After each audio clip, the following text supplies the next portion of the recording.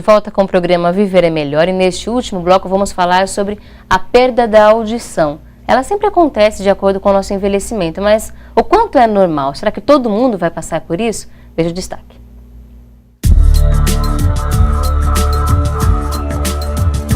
Audição.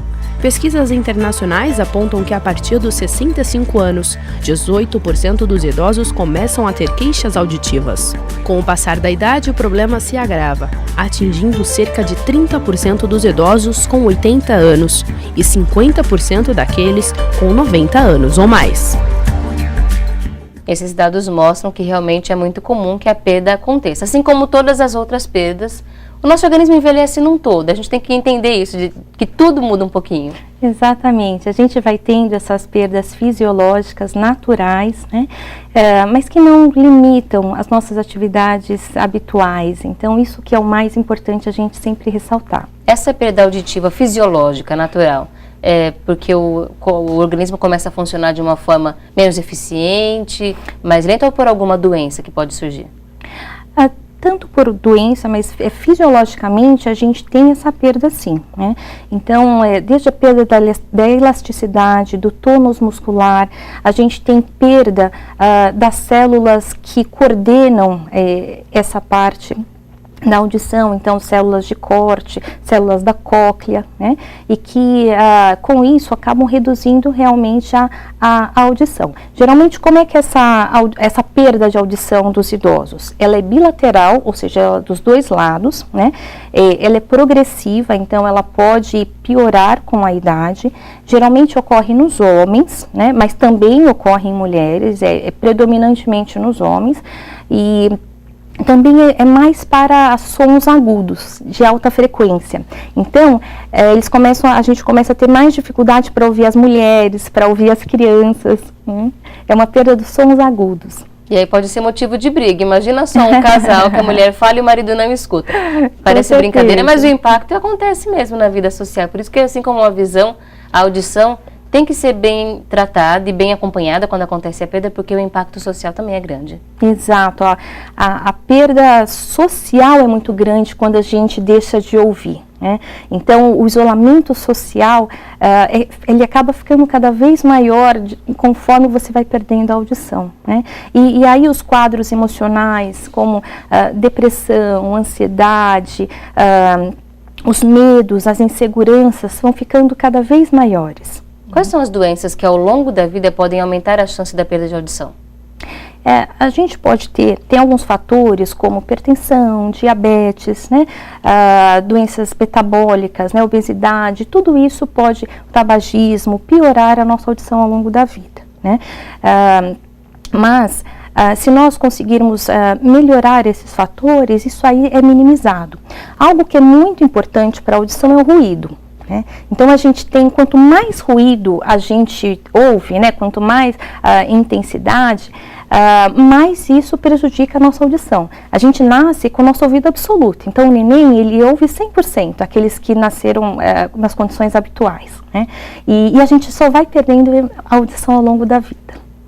Então, quanto menos ruído nós tivermos, muito melhor para o nosso ouvido. Entender que ruído não é só aquele barulho que incomoda, não. Aquele som alto que você escuta no seu celular ou nos aparelhos de som, dentro de casa, no carro. Todos os sons, mesmo aqueles que são bons, que a gente escolhe ouvir, podem prejudicar a nossa audição. Por isso, a consciência de mantê-lo sempre no nível adequado, sem incomodar as pessoas, mas sem incomodar também a nossa saúde. O zumbido ou outras doenças como essas também estão relacionadas à perda de audição? Muitas vezes estão relacionadas, né?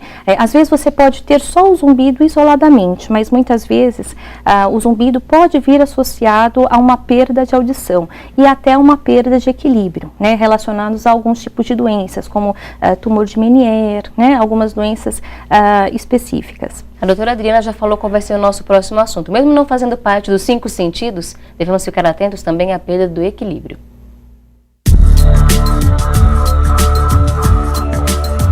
Equilíbrio.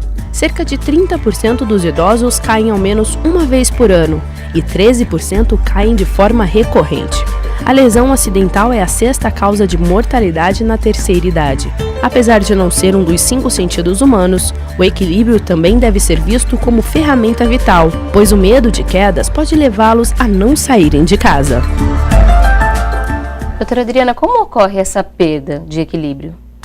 Assim como o nosso corpo envelhece, né, assim como o nosso cabelo fica branco e nossa face começa a ter rugas, o nosso sistema vestibular, que é esse sistema que relacionado ao equilíbrio, também tem algumas alterações. Nós temos perdas, inclusive neuronais, relacionadas ao equilíbrio, né, e isso acaba levando a consequências, como a gente já comentou, quedas. Super importante. Assim como a visão é importante para o próprio equilíbrio e está muito relacionado a esse sentido, o equilíbrio, né, que é a nossa propriocepção, a relação do corpo com o meio, ele também está deficiente com o envelhecimento. E isso pode levar a essas quedas e fraturas, né? Como hoje a gente fala uma epidemia de fratura, assim como doença de Alzheimer, epidemia de fraturas. O que pode ser buscado ao longo da vida para tentar manter o equilíbrio? A gente pode manter os fatores, hipertensão, diabetes, né? A gente sempre recai naqueles mesmos fatores, naquelas mesmas doenças que podem ser melhoradas, né? Então, você fazendo atividade física, tendo uma alimentação mais saudável, né? Tudo isso acaba melhorando e evitando, diminuindo, retardando o seu envelhecimento. A atividade física para uma pessoa que já tem problema de equilíbrio pode ser um risco? Se feita de maneira inadequada, sim. Mas, feita de maneira adequada, ela pode melhorar, porque existem exercícios que melhoram o equilíbrio, né? Principalmente se feitos com fisioterapeuta, com profissionais adequados, melhora bem o equilíbrio. Qual a importância da família ajudar a pessoa a enfrentar essas perdas? Porque não é fácil. A gente está falando aqui sobre coisas que mudam e que se a gente gostasse, que se a gente pudesse escolher, a gente não queria que fosse assim. Mas acontece. A família tem que ter paciência, tem que tentar não facilitar muito a vida. Como que a família deve agir? A família deve compreender o problema, né? Primeiro realizar o diagnóstico, porque muitas vezes o idoso ele está mais confuso, um pouco mais desorientado, a gente não sabe por quê. Às vezes é porque ele não está ouvindo direito, ou que ele não está enxergando direito. Mãe, você está tropeçando sempre, o que está acontecendo? Será que é o equilíbrio? Será que é a visão? Né? Então, a gente fazer um bom diagnóstico é o início de tudo, né? Com isso, a família ajudando, então auxiliando a melhorar melhorar o dia a dia deles em relação aos 5 sentidos é muito bom. Por exemplo, quando nós temos um paciente que não ouve, o que é ideal? A gente conversar com ele, olhando de frente a frente para ele ler os nossos lábios, não precisa gritar, né? O ideal é conversar no local num ambiente silencioso, né? Porque existe uma dificuldade de discriminar, né, a voz, então você conversando sozinho com ele, isso facilita também. Então, quando nós tomamos essas atitudes, nós facilitamos muito o convívio no dia a dia com o idoso, né? E com certeza ele vai conseguir enfrentar essas dificuldades dos 5 sentidos muito melhor. Mas também, por um outro lado, não é porque nós temos alguém na família que está perdendo um dos sentidos que a gente deve começar a tirar as responsabilidades ou as funções daquela pessoa. Não é porque minha avó não consegue mais caminhar direito que agora ela não faz mais nada, ela fica sentada no sofá o dia inteiro. Ou que a gente começa a dar comida na boca. Não pode tirar completamente as funções dessa pessoa. Não, pelo contrário, a gente deve tentar manter a autonomia do idoso. Quanto mais independência e autonomia ele tem para realizar as suas atividades, melhor, né? Nós devemos entender até onde aquele idoso consegue fazer as atividades habituais. E com isso, deixá-lo fazer, mantendo autonomia e independência, porque assim ele fica mais confiante, ele fica menos depressivo, menos ansioso, porque ele consegue realizar algumas coisas. Quem vai fazer esse acompanhamento de orientação ao idoso e à família é o geriatra. O geriatra pode acompanhar, sim, o idoso, né, e auxiliá-lo nessa dificuldade dos 5 sentidos, né. Muitas vezes nós precisamos do auxílio de um oftalmologista, de um otorrinolaringologista, né, que são especialistas no assunto, né, mas com certeza o geriatra acompanhando, ele consegue ter um suporte melhor e a família também. A partir de que idade e quantas vezes ao ano se deve procurar um geriatra? Tem um senhor que ele fala assim, que a gente deve procurar um geriatra quando a gente acha que está envelhecendo. Então eu tenho pacientes que com 30 anos já nos procuram no consultório e tem pacientes com 80 anos que ainda acham que não tem necessidade, né? Mas o ideal é sempre fazer a sua visita pelo menos uma vez ao ano, né? Às vezes a cada 6 meses, dependendo do caso, né? Mas o geriatra vai conversar com o paciente para saber qual que é a frequência necessária. Se sentiu que tem alguma coisa mudando, que não está funcionando direito, já é hora de procurar. Com certeza. O importante é estar sempre em busca de saúde, de informação, de qualidade de vida. Estamos encerrando o programa de hoje. Agradeço a presença da doutora Adriana Irical. Seja sempre bem-vinda a Viver é Melhor.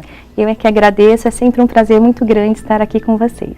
Agradecemos a doutora Adriana Irical, a geriatra, que conversou com a gente hoje sobre envelhecimento com saúde. E agradecemos a você também, amigo telespectador, que pode estar passando por esse momento, ou você que ainda não chegou nessa fase da vida, mas não pode se esquecer que todos nós envelhecemos. Não adianta fugir disso. O que nós devemos fazer, então, é pensar em envelhecimento com saúde. Fazer escolhas saudáveis durante toda a vida. Afinal, a saúde a gente constrói assim, todos os dias, a cada escolha que nós fazemos. Que sejam sempre as melhores, as mais acertadas. Para isso, precisamos de informação de qualidade, que é o que você encontra sempre aqui no programa Viver é Melhor. Assuma esse compromisso com a sua vida, com a sua saúde, com a sua família. E com certeza você vai receber muitos benefícios com isso. Estamos juntos aqui nesse compromisso diário, você é sempre nosso convidado especial. Mas lembrando que saúde começa primeiro no equilíbrio da alma. É o que nós vamos buscar nesse momento de aprendizado e estudo aqui na programação da Boa Vontade TV. A mensagem do jornalista Paiva Neto, abordando assuntos da atualidade, mas sempre à luz da espiritualidade ecumênica. Uma mensagem dedicada ao seu coração. São 57 anos de comunicação 100% Jesus.